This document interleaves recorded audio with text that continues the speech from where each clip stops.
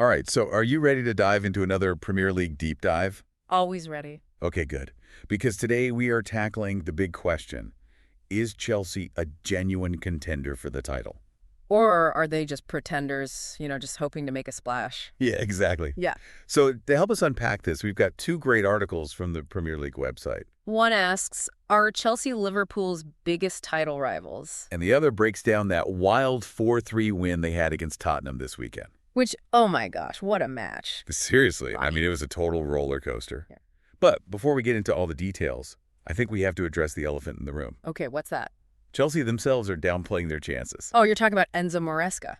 Exactly. Like the guy's practically waving his hand saying, nope, not ready. It is kind of a weird take, especially after that Tottenham match. Yeah. I mean, talk about a comeback. They were down 2-0 early on, thanks to a couple of pretty bad errors from Cucurella. Yeah, but Tottenham came out firing in that first half. Solanke's goal was really well taken, and then Kulusevski with that beauty of a curled shot. Oh, man, that goal was something else. But do you think it's more than just Cucurella having an off day? Yeah. I mean, is there something about Chelsea's defense that makes them vulnerable? That's a good question, and it's something that a few pundits have pointed out. Oh, really? Like who? Well, for example, Glenn Hoddle. Oh, okay. Yeah, I like him. He loves Chelsea's balance, but thinks they definitely need a more solid goalkeeper. Well, he's not wrong. Yeah. They have conceded more goals than their rivals. Exactly. But anyway, back to your point, I do think there's something to be said about Chelsea's style of play. They're so aggressive in attack that it sometimes leaves them exposed at the back. Yeah, it's like they're living life on the edge. Right. Which makes them super exciting to watch. But maybe a little too risky if you're thinking about a sustained title challenge. You've got a point there. Yeah. But hey, let's give them some credit too. They showed incredible resilience in that second half to claw their way back from 2-0 down. Oh, yeah, for sure. Jadon Sancho with that brilliant goal, and then Enzo Fernandez, what a screamer. Don't forget about Cole Palmer, though. Oh, right. How could I? With those two ice-cold penalties, I mean, the guy is now the highest scoring penalty taker in Premier League history. And with a perfect conversion rate. I know, right? It takes some serious guts to pull off those Panenkas week after week, especially with all the pressure of a potential title race. I bet opposing keepers are getting nightmares just thinking about facing him. No doubt. Yeah. So, yeah, they've got this crazy attack and a penalty maestro, but Maresca is still playing it cool. Yeah, his post-match comments were almost comical. Like, what did he say again? He basically said flat out, we are not ready. We are far from these teams like Liverpool, Arsenal, and Man City. Far from. Come on. I know, right? They're right there in the mix, just a few points off the top. It's like he doesn't even believe in his own team. It's a strange approach, for sure. I mean, is he trying to take the pressure off? Or is he genuinely concerned about their ability to compete? Maybe it's a bit of both. Yeah, you're probably right. It's hard to say. But it definitely makes you wonder how his comments are affecting the players. Yeah, does it motivate them? Or does it make them doubt themselves? Who knows? But it's certainly a fascinating psychological game he's playing. So we got the manager downplaying expectations, but what about the pundits? Are they buying Maresca's act? Or are they seeing Chelsea as a legitimate threat? It's a mixed bag, actually. We've already talked about Hoddle. Right, the goalkeeper situation. Yeah. But then you've got Ian Wright. Oh, okay, what does he think? He's putting a lot of emphasis on Thiago Silva's experience in defense.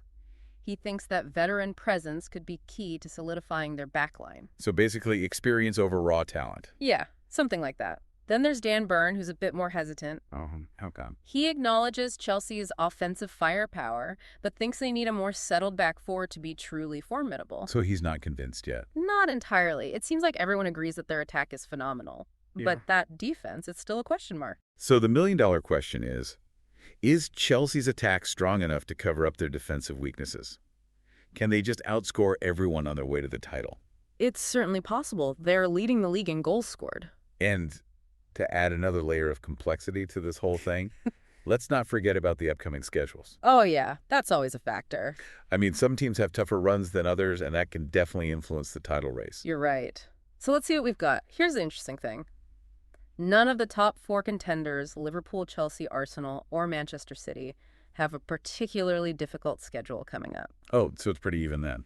Well, almost. Yeah. Chelsea and Arsenal each face two top-half teams in their next 5 matches, Okay. while Liverpool and Man City only have to play one each. Oh, so a slight advantage for Liverpool and City on paper. You could say that, but as we all know, anything can happen in the Premier League. Seriously. One bad week, and that advantage can disappear in a flash. Absolutely. So let's move away from speculation for a bit and get into some hard data.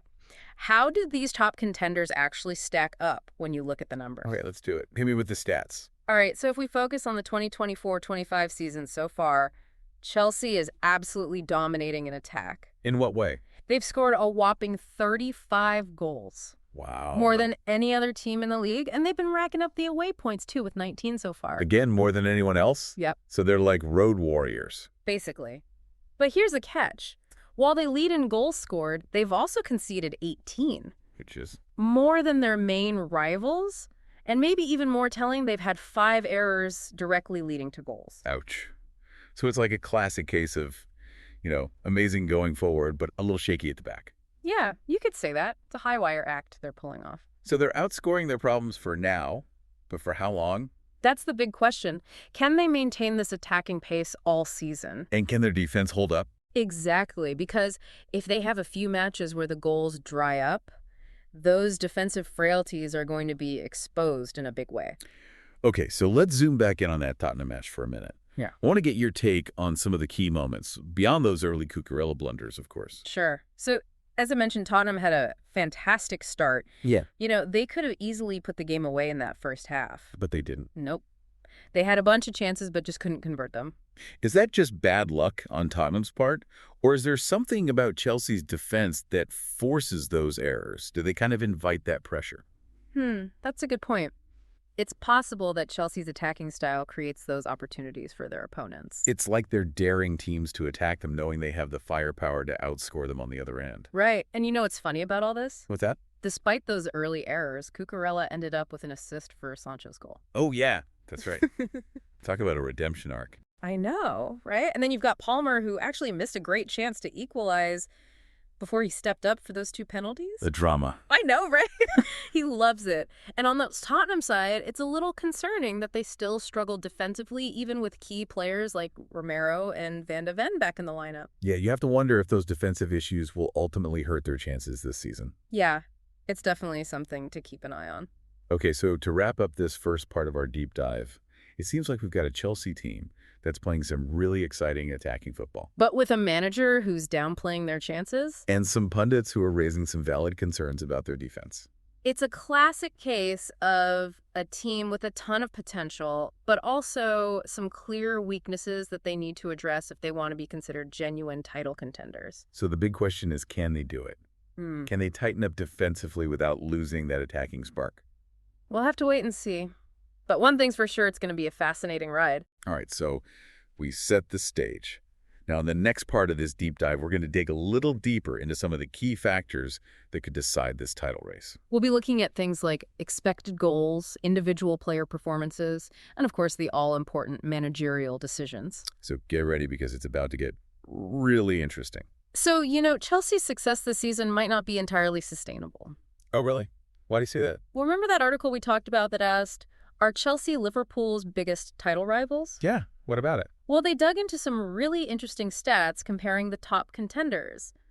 And one thing that stood out was that Chelsea is actually exceeding their expected goals. Hold on, expected goal. What does that even mean? Basically, it's a way of measuring the quality of scoring chances a team creates. Okay. So, for example, if you have a clear shot on goal from like 6 yards out, that's a high expected goals value. Makes sense. But a long-range effort with a bunch of defenders in the way, that's a much lower value. What this means for Chelsea is that they're scoring even more goals than the quality of their chances would suggest. So they're clinical. Exactly. They're not just relying on great opportunities. They're making the most of every chance they get. But that can't last forever, can it? Well, that's the thing.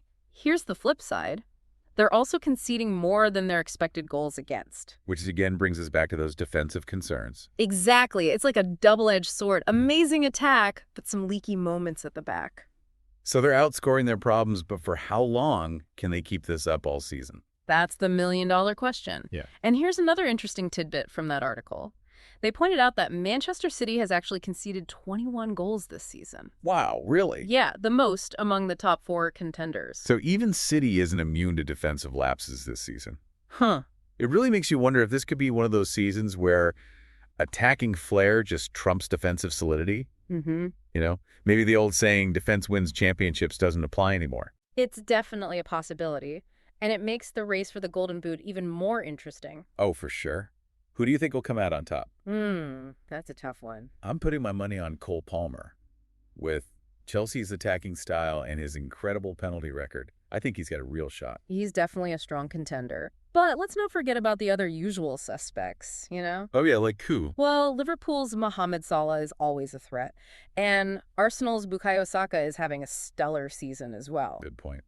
It's going to be a battle to the very end, for sure. Absolutely. So we've talked about Chelsea's performance, their manager's approach, and we've even gotten into the nitty-gritty of expected goals. Yeah, we've covered a lot of ground. But now I want to bring this back to our listener. Okay, what do you want to ask them? Well, given everything we've discussed, do you think Chelsea can overcome their defensive vulnerabilities and make a serious run for the title?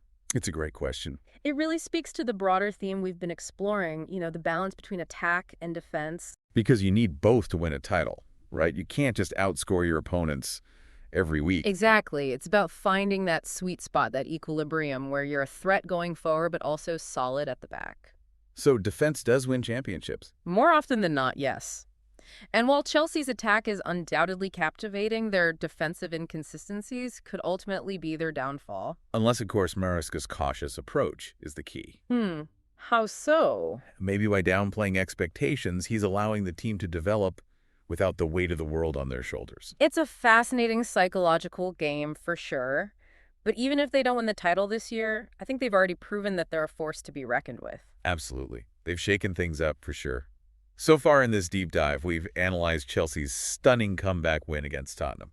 We've dissected their manager's cautious stance, and we've explored the contrasting opinions of various pundits. And we've delved into the statistical comparisons highlighting both their strengths and weaknesses. We've really gone deep, but now I want to bring this back to our listener once again. Okay, what's on your mind? We've given you all the information, all the insights. Now it's time for you to decide. If Chelsea can tighten up defensively while maintaining their attacking firepower, could they actually pull off a surprise title win? It's a tantalizing prospect. It really is, and it's one that will keep us all on the edge of our seats as the Premier League drama continues to unfold. Now, before we wrap up this deep dive, I want to leave our listener with one final thought-provoking question. Okay, so we've talked about Chelsea's attack and we've analyzed their defense. Right. But what about the man calling the shots? Is Enzo Maresca the right guy to lead this team to a title? That's a good question, and it's definitely causing some debate, Yeah, what are people saying? Well, some think his cautious approach is a sign of weakness. Like he doesn't believe in them? Yeah, kind of. No. While others see it as a clever way to manage expectations. It's a tough one to call. It really is. I mean, on the one hand, you want a manager who inspires his players, Yeah. right? Someone who embraces the challenge. But on the other hand, maybe a little humility isn't such a bad thing, especially with a young team like Chelsea. True. It could help keep them grounded. Exactly. And remember, this is Maresca's first season at Chelsea. Oh, right, yeah. So he's still finding his feet, building relationships with the players, figuring out his style. So maybe it's too early to judge him? Probably. Yeah, I think we need to give him a bit more time to see how he develops as a manager. Okay, fair enough. So we've got a manager who's a bit of a mystery, a team that's both brilliant and flawed, Right. and a title race that's completely wide open. It's anyone's game at this point. If you had to pick one thing that Chelsea needs to fix if they want to win it all, what would it be? Oh, man, that's tough. Is it the goalkeeper, like Otto said? Or do they need a more fundamental change to their defensive approach? It's hard to narrow it down to just one thing, but I think the key for Chelsea is finding that balance. Balance between what? Between being more solid defensively without sacrificing their attacking flair, Right, because they can't just keep outscoring their opponents every week. Exactly. Eventually, they're going to run into a team that can match their firepower. And that's when those defensive weaknesses will really come back to bite them. So what you're saying is they need to tighten things up at the back, but without losing that edge, that excitement. Precisely. Yeah. It's a delicate balance to strike. But if they can find it. They'll be a serious force to be reckoned with. All right, so there you have it. We've explored the Premier League title race, analyzed Chelsea's chances. We've broken down the key factors that could decide their fate. We've given you the stats, the insights, the expert opinions. Now it's up to you to decide. Can Chelsea overcome the odds and lift that trophy? Only time will tell. But one thing's for sure, it's going to be one heck of a season. Thanks for joining us on this deep dive into the Premier League. We'll be back soon with another exciting episode. Until then, keep those predictions coming, and let's see if Chelsea can prove the doubters wrong.